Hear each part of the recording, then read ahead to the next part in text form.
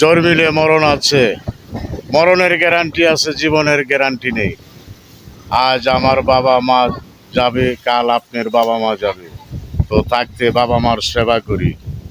আর বাবা মার সেবা না করলে, মানুষের সাথে অন্যায় অত্যাচার অবিচার করলে তা আল্লাহ মাপ দিবে না।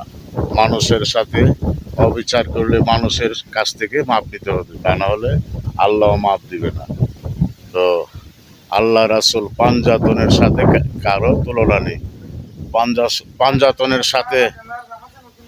পাঞ্জাতনের সাথে তুলনা দিলে কাফেরের সাথে যোগ্য হবে। পাঞ্জাতনের সাথে তুলনা যা দেয়, রমরদ ফেরাউন আবু জাহেলের মতো হবে। আল্লাহ রাসূলকে পেতে হলে আগে আল্লাহ রাসূল পাঞ্জাতনের সাথে কারো তুলনা দেওয়া যাবে না। তো আমরা সবাই এই দুনিয়া ছেড়ে যাব। আজ আমার বাবা মা গিয়েছে, কাল আপনার বাবা মা গিয়েছে।